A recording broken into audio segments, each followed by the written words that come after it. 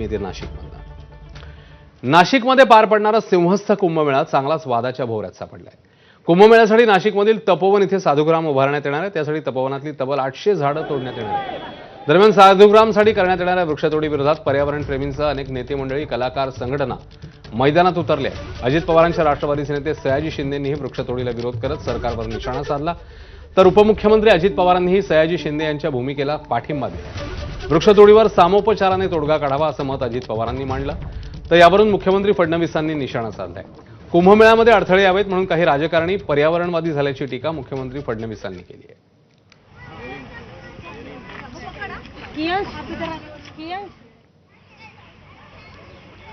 तर तपोवनातल्या वृक्षतोडीच्या मुद्द्यावर मुख्यमंत्री फडणवीस आणि उपमुख्यमंत्री अजित पवार काय म्हणतात बघूया।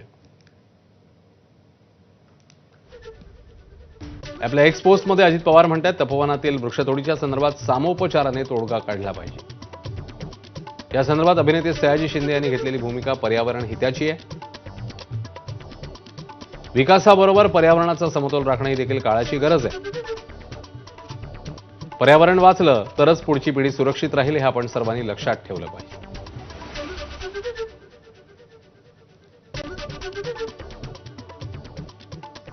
प्रयागराजचा कुंभमेळा ज्या ठिकाणी होतो तिथे 15,000 हेक्टर जागा आहे आणि आपला कुंभमेळा ज्या साधुग्रामला शतकानुशतक होतोय तिथे फक्त 300-350 एकर जागा आहे। 15,000 हेक्टर आणि 350 एकर।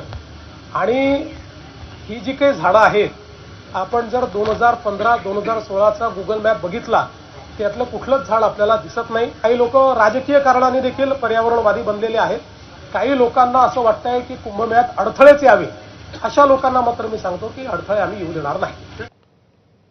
दरम्यान तपोवनातील वृक्षतोडीला कलाकारांनी देखील विरोध केलाय।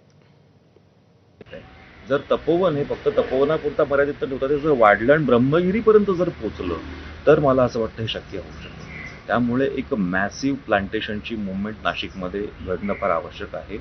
सो सीएम साहेबांच्या भाषणानंतर आमच्या आशा पल्लवित झालेल्या आहेत। काहीतरी सुवर्णमध्य खूप छान निघणार आहे। त्यामुळे आता आमचा नवीन नारा हाच आहे, तपोवन वाचवा, तपोवन वाढवा।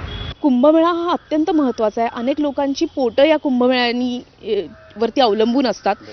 तर साधू महंत येणार आहेत। आम्ही सगळेजण स्वागतासाठी उत्सुक आहोत। तपोवन तसंच राखलं जावं। तिथं तुम्ही ज्या पद्धतीचा विकास म्हणताय तसा विकास होऊ नये। तिथे वृक्षांनी आपण साधू संतांचं, महंतांचं स्वागत करूया आणि हा कुंभमेळा छान पद्धतीने पार पाडूया असं मला वाटतं। त्याच्यासाठी कत्तल नकोय, इतक्या झाडांचे खून आपण पाडूया नको। मंत्रालयामध्ये ठेवलेली महात्मा फुलेंवरील डॉक्युमेंटरीची मूळ फाईल